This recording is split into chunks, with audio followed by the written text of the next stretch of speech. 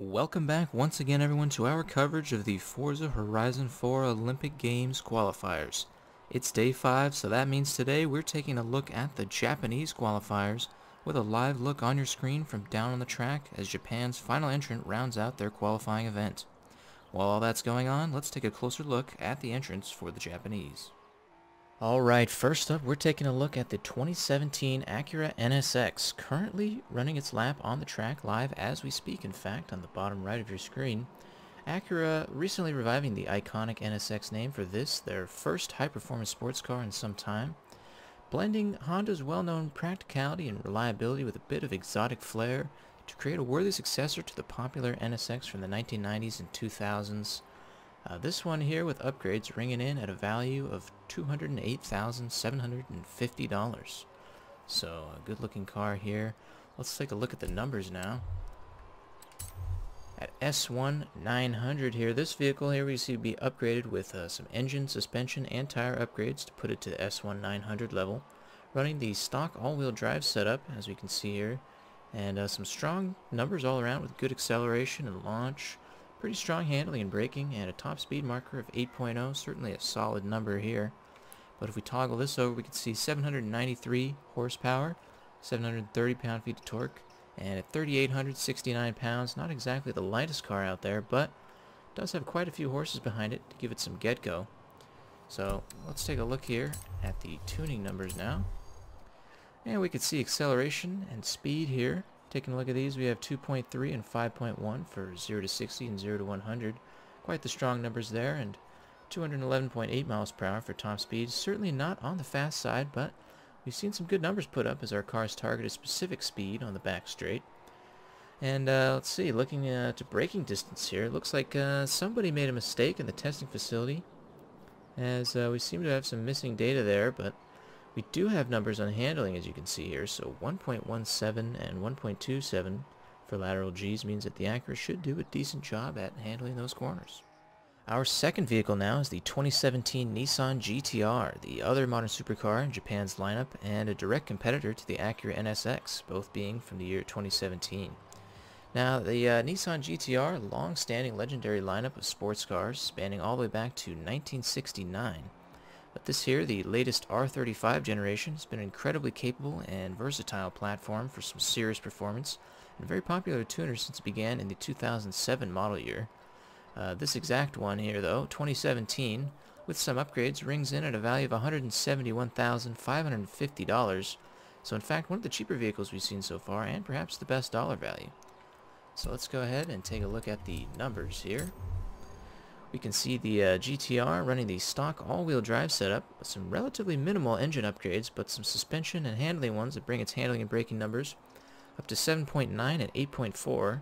Strong enough numbers at least, while keeping some good speed and acceleration there with 8.1 and 9.6 respectively. So certainly putting it more into the speed category over handling. And as we can see here, 678 horsepower, 532 foot-pounds of torque. So like I said, relatively minimal engine upgrades, but a lot of suspension upgrades and some weight taken out, 3,423 pounds, a little bit lighter than the Acura. And if we go ahead and take a look at the tuning numbers as well, we can see 2.15 seconds and 5.27 seconds for 0 to 60 and 0 to 100. So some strong acceleration numbers there, and a potential top speed of 245 miles per hour, very strong number, particularly with less than 700 horsepower in fact, so should prove to have some good mid-range power, I believe, that helps quite a bit on this track, but we'll see how much of that top speed it'll be able to achieve on the back straight, because it might not be able to get all the way up to 245. Braking numbers here, though, 109.1 feet and 276.1 feet, certainly on the stronger side, and lateral Gs at 1.18 and 1.26 at 60 miles per hour and 120 miles per hour. Some pretty strong numbers there as well. Not the strongest, but certainly good enough to keep some of that speed on the ground, so we'll see how the GTR does on the track for qualifying. Alright, and now we make our way into the tuner category for the final 3 contestants for Japan, certainly well known for their tuner cars, and we're taking a look at this, the 1998 Toyota Supra RZ. The Toyota Supra, of course, a legendary tuner car of the 1990s, popularized further in the 2001 movie The Fast and the Furious, making it one of the most popular tuning platforms with its reliable, overbuilt 2JZ inline-6 engine, capable of withstanding massive amounts of horsepower being thrown at it. Today, though, the Supra still remains highly desirable among car enthusiasts for this reason, and can sell for some pretty stiff prices on the used market. This one here, though, very clean example, running an all-wheel drive setup, some significant engine and platform modifications, a body kit, and a rear wing for extra downforce. And with that strong premium for these, this example coming back with a value of $305,500, so the most valuable of the Japanese entrants in this qualifying event so far. So let's take a look at the numbers here. We see this Supra running an all-wheel drive setup, gives it some very strong acceleration and launch numbers. Pretty well balanced all around though, otherwise. At 8.1 handling, 8.6 braking, while still maintaining a speed figure of 8.0. And taking a look at this, we have 708 horsepower here, owing to a massive single turbo, and 658 pound-feet of torque, weighing in at 2818 pounds. So significantly lighter than the modern supercars with their extra equipment, and should give this one some strong numbers in the tuning section. So let's take a look at those real quick. For the tuning numbers, we could see 2.12 and 4.99 for 0-60 and 0-100 under 5 seconds for 0-100, which is certainly better than most that we've seen so far, so a good sign there. And a potential top speed of 224.8 miles per hour is a good number for this track, but it's going to come down to how much of that the Supra is able to put down on the straight, as always. So for braking, we also have 1.21 and 2.86 feet, so some decent figures there, though not the strongest. And for lateral Gs, we have 1.2 and 1.27, fairly well rounded overall, so the Supra looking pretty good as taken out on the qualifying track. For our fourth contestant and the second in the tuner category, we have the 1997 Mazda RX7, another popular tuner car of the 1990s, famous along with the Miata for its agility and Mazda's Wankel rotary engine setup, certainly a unique power plant that also allows for some excellent tuning capabilities. This car also featured in the Fast and Furious movies and popular particularly in the drift scene with its rear-wheel drive configuration. This car, however, highly modified for racing purposes, swapped over to an all-wheel drive setup and engine swapped with a 4-rotor racing rotary engine from Mazda's race car lineup, an incredible sounding engine revving up to 10,000 RPMs. And as you can see also, this car heavily modified with a Rocket Bunny wide body kit and a rear wing for some extra grip on the track. This car with all these upgrades, though, coming in at a value of only $145,750, so in fact the least expensive car in the Japanese qualifier, is impressive for the amount of modification and performance we've seen from it already, owing primarily to the low base price of the Mazda RX7, relatively cheap car in itself. So, taking a look at the numbers, we can see here running that all-wheel drive setup, the RX7 is looking like a pretty well-rounded car from the indicator numbers. Handling and braking coming out to 8.0, handling and braking 8.0 and 8.6, which should be strong enough as long as it has the speed, which indeed it seems to at 8.9. These numbers perhaps a little misleading though. We're going to have to dive further into the data in the tuning section to find out. But first, let's take a quick peek here. 718 horsepower from that racing 4-rotor. Not a ton of torque here at 466 pound-feet, however. But at just under 3,000 pounds, it's pretty light as well, so should surely put up some good power numbers. Let's take a look at those tuning numbers. Let's go ahead and take a look at these. 2.062 for 0-60 and 5.784 for 0-100. One of the strongest we've seen so far here, and indeed the strongest in Japan for 0-60. But 0-100 a bit on the weaker side, indicating that perhaps due to that racing engine, a lot of that power might be on the lower end. So even though we see here a top speed of 240 miles per hour, which is very strong, we'll have to see what kind of numbers it puts out on the back straight, and if it can reach anything close to that in the end. Braking numbers though here, 128 and 291.4 though, about average, as well as lateral Gs at 118 and 1.27, consistent with the rest of the Japanese pack, so RX-7 looking pretty good. And our last and final entrant for Japan, and the third in the tuner category, is the 2005 Honda NSX R.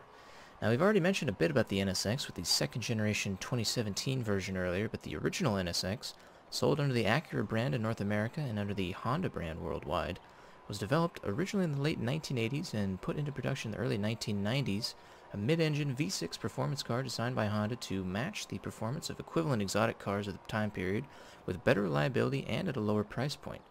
So produced from 1990 to 2005, the NSX It's a very popular performance car for just those reasons, managing to put out exotic car performance rather, for sports car price. So this one here, the NSX R, is the most top of the line, no compromise racing version from 2005, the latest model year, upgraded with a turbocharger and an all-wheel drive swap, among other platform and performance improvements that bring it to a price tag of $224,050, making it a reasonably priced entrant among our Japanese competitors here. So let's take a look at the numbers for the NSX R. Taking a look at these, we see the Honda is looking like a very well-rounded car with some good acceleration numbers, though not the best at 8.9 and 9.9 respectively, with that all-wheel drive setup. But very strong handling with 8.5 and 9.0 for handling and braking. Puts it squarely in the handling department, but with good speed at 8.2, it's no slouch when it comes to speed. And for the details here, you see 592 horsepower and 472 pound-feet of torque. Certainly on the lower end of the spectrum for our qualifying vehicles, but with such a low weight at 2,436 pounds, the NSX should be nimble enough around the corners and just fast enough with those power figures to put up a decent time here. So let's go take a look at the tuning numbers. And here we can see 2.2 and 5.0 for 0 to 60 and 0 to 100 looking quite strong for acceleration. And 215 miles per hour top speed, certainly not the fastest, but likely all it's going to need on the back straight. A good target number there for the NSX R. And for braking now, we see 115.9 and 278.6. It's above average, but with lateral Gs at 1.22 and 1.36. Very strong numbers there for handling, and significantly stronger than those the other ones from Japanese competitors. So the NSX R should definitely be poised to make a strong impression here with those handling and some good speed. A good balance overall usually means some high numbers on our track. Alright, now that Japan's final contestant is wrapping things up on track and getting its lap time in, without further ado, let's reveal the qualifying times for the nation of Japan. In 5th place, with its time now up on the board, is the 2017 Acura NSX with a time of 3 minutes 20 seconds .332 and a top speed on track of 210. 320.3, a strong time to have at the bottom of the nation's qualifier, and one that would have even been the new record only a few days ago, but now that some of those stronger nations have had a chance to compete, still a long ways from being the best, unfortunately. But next up in 4th place, we have the 1998 Toyota Supra with a time of 3 minutes 19.704 and a top speed of 218, a strong time in its own right in the 19s.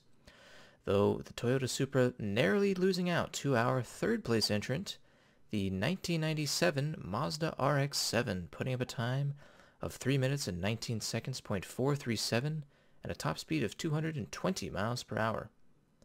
Then in 2nd place, we have the 2017 Nissan GTR, posting a time of 318.630 and a top speed of 223. Strong stuff with the first time in the 18-second range, helped out by those strong speed numbers. But finally we come to the winner of our Japanese qualifier, number 1, the 2005 Honda NSX R with an incredible time of 317.249 and a top speed of 214, putting it into 3rd place on the qualifying leaderboard so far overall, but not quite high enough to send it past England's McLaren 650S or the TVR Supra Speed 12 at 316.3. But at any rate, with these times stamped into the history books, let's take a look at a few highlights from the qualifiers today and an in-depth comparison of the NSX R's winning lap against the current qualifying leader.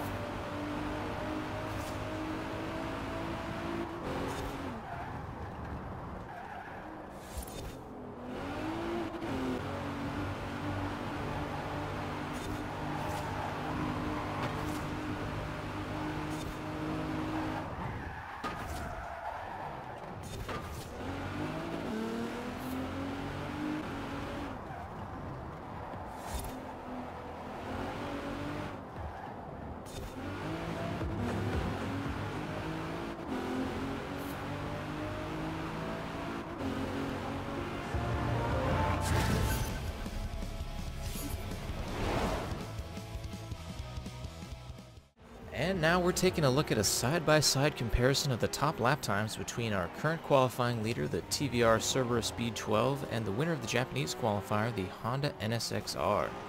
TVR, of course, being a very speed-driven car with less focus on handling, while the NSX R particularly excels in handling and less so in the speed numbers. So taking a look at the difference here should highlight some of the strengths and weaknesses we see in the cars going around our qualifying track. As we can see so far, the Honda a bit in the lead, so make sure to pay particular attention to the checkpoint sounds that you hear as they cross each of those green checkpoint marks. So you can hear the time difference between these two at each stage of the race. So we can see currently the Honda starting off the beginning of this track a little bit faster than the TVR out of the corners. So getting a lot of work done out of the handling and acceleration, whereas the TVR having to slow down quite a bit more, but powering through some higher speed numbers. Look at that right there. Going around that corner, catching up almost at the same time there through that checkpoint. See again having to slow down as the TVR. So the Honda doing very well in handling and powering out of those corners and keeping a lot of that speed. But the TVR slowing down a lot more and then accelerating back up again.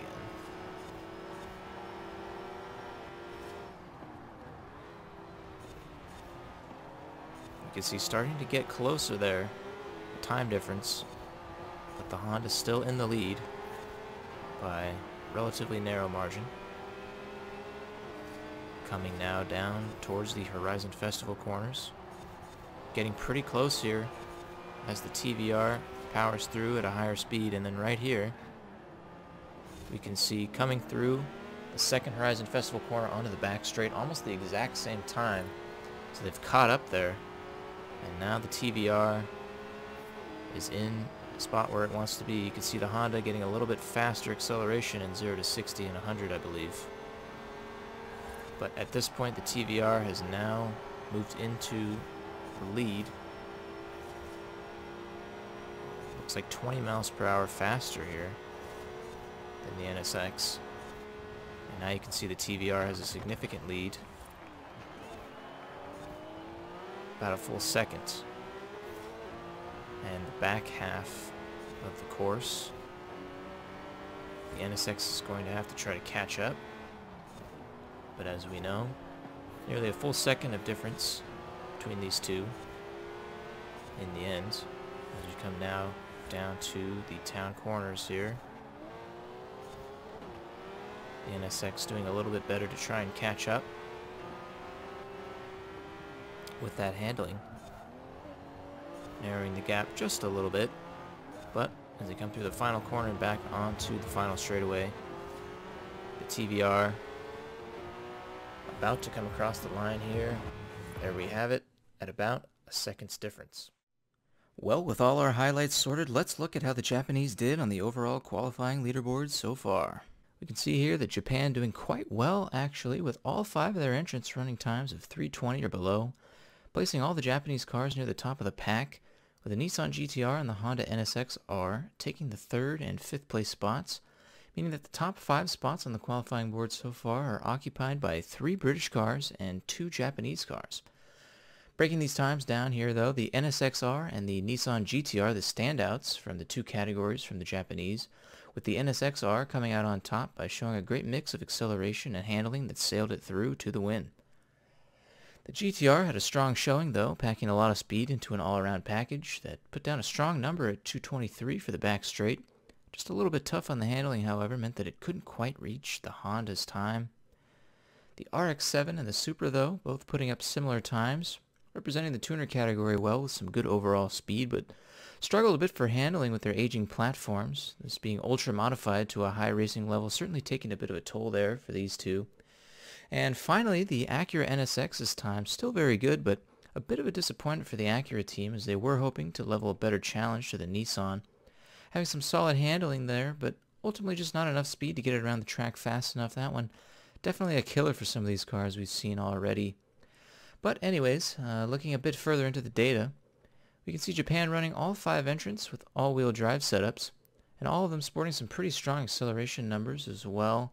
Speed, looking about average for most of these vehicles here, but what's interesting to note is how close each vehicle managed to get to their top speed on the straight, with the NSX R at 214 out of 215.7, getting very close to its top speed, a very targeted number there. And the Nissan and the Mazda had very high potential top speeds, that is, at or above 240, but only made it to about the low 220s, so not quite reaching their full potential on the back straight, perhaps a bit of wasted horsepower. And the Supra getting fairly close to its top speed there, and the Acura making it nearly to its top speed, but a low one overall there. So interesting numbers here for top speed for all these Japanese vehicles. For braking distance, we can see the NSX R and the GTR have some of the best braking distances, and it falls off as we go down the ladder for the Japanese, so definitely a bit of a trend there. And looking over to lateral Gs, we can see that each Japanese vehicle at 1.26 to 1.27, except for the Honda NSX R at 1.35, a standout for sure there, setting it apart from the pack with that strong handling and lightweight, doing very well for itself there. And overall, though, the Japanese, a good day of qualifying for them and good results for all the racing teams competing here. 5 more times up on the board now as the top 10 spots starting to get fuller and more competitive moving into the latter half of qualifying here from day 5. So make sure to stay tuned for more highlight videos coming up soon, with Germany coming up next for day 6. And the pack over there is looking strong. So from all of us here at the studio, I hope you have a good rest of the day, and we will see you next time for the German Qualifier.